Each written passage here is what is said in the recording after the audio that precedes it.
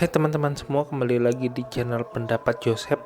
Hari ini tanggal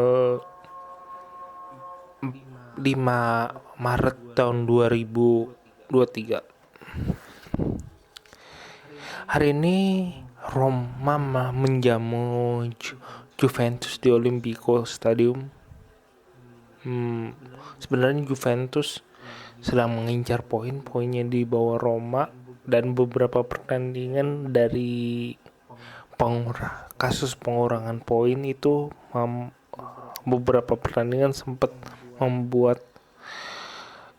skuad Juventus itu sudah sedikit trauma dan strategi kurang berjalan, meskipun dalam 3-4 laga terakhir peningkatan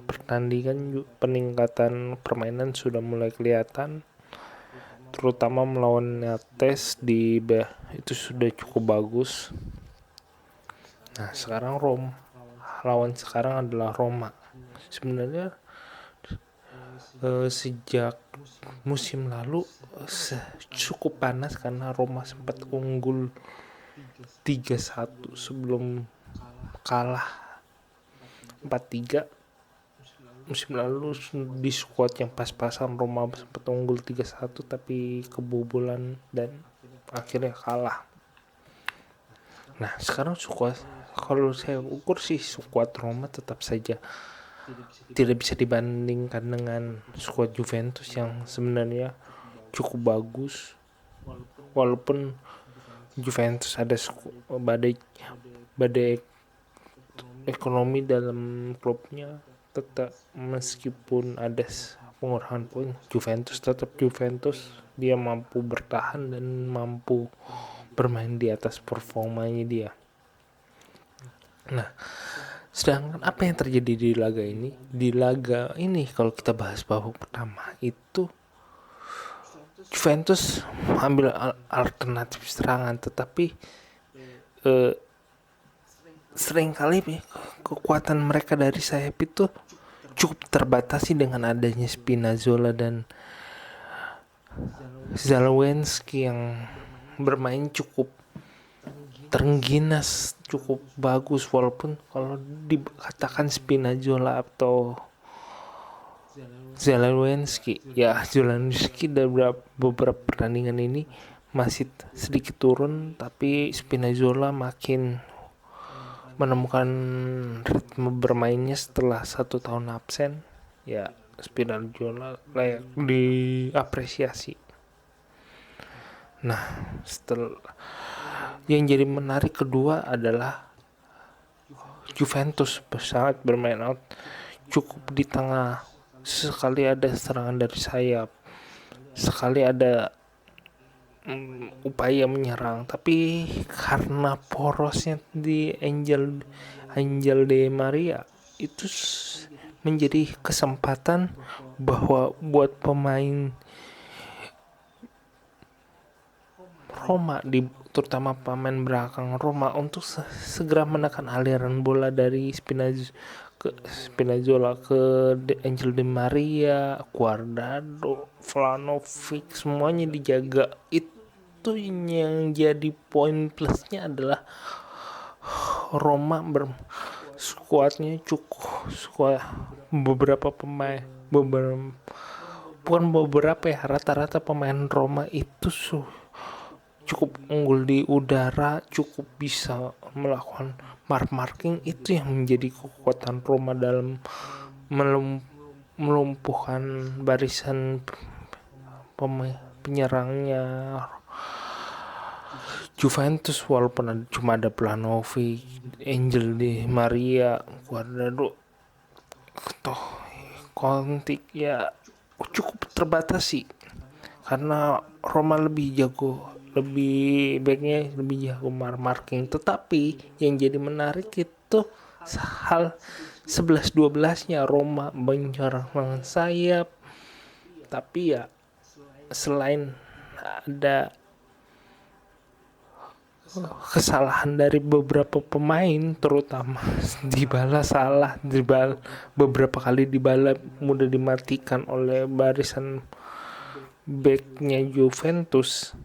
Tetapi yang jadi pertanyaan adalah lebih bebas bermain di sayap dibanding lawan Cremonese yang ya sedikit terpancing emosinya.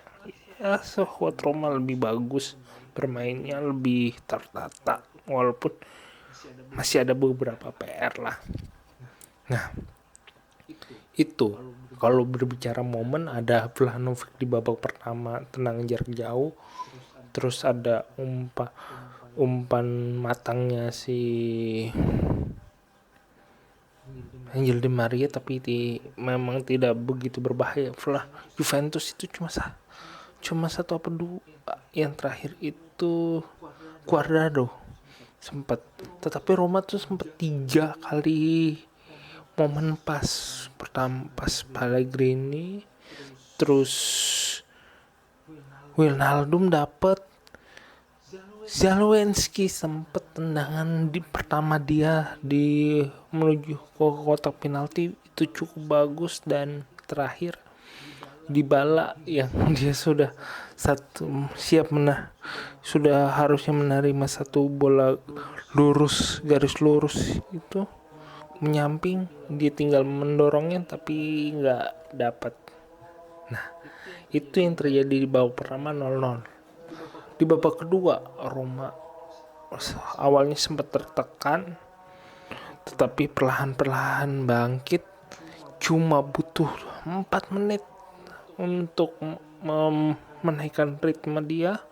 Di menit ke-53 sebuah proses pola penyerangan dari Roma setelah mendapatkan umpan berdata dari Bryan Cristante, kesempatan satu kali gila Luka Mancini, lihat ada celah kosong, tendangan jarak jauh dan gol. Roma unggul 1 gol. Nah, Roma unggul 1 gol itu ya biasa. Skuad Mourinho ya bermain cukup mengintimidasi, cukup menekan, cukup melakukan sebuah tekanan untuk beberapa pemain yang memiliki kelebihan dalam bola. Itu yang dilakukan Roma. Tapi Roma tetap menyerang, Juventus tetap menyerang, saling bolak-balik.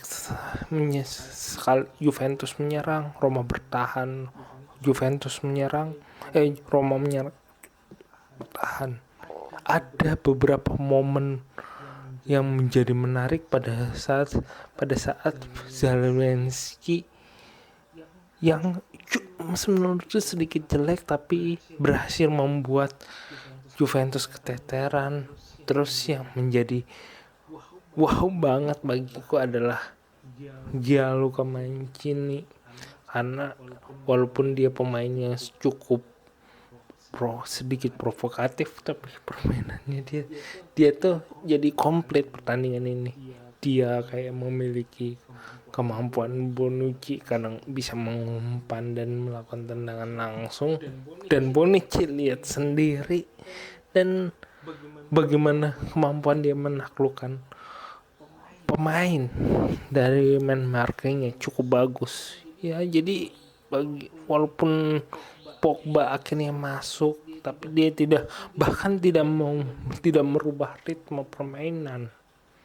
Benar-benar Roma memaksakan Juventus bermain dengan tengah. Dia yang sudah ada 3 back Roma yang benar-benar kuat membendung serangan Juventus. Bagiku sih Roma menang ya, memang cukup layak menang, walaupun ya karena Juventus sedikit bermain di luar kendali mereka. Pertama, kedua ya kita ada sedikit kesombongan dari pemain Juve, terutama waktu dia Roma memainkan full team, full team minus tim Abraham. Juventus menahan beberapa pemain, ya itu sangat disayangkan. Ya cuma segitu sih. Dan juga semoga Juventus bisa mendapatkan poin penggantinya, tapi Roma bakal mendapatkan poin lebih banyak sih, semoga. Amin. Itu saja dari saya. Subscribe channel Pendapat Joseph. Like video ini jika menyukai, dan kritik dan saran diterima, silakan tulis di komentar. Dan juga jika mau berinvestasi silakan klik link Saweria di deskripsi. Terima kasih.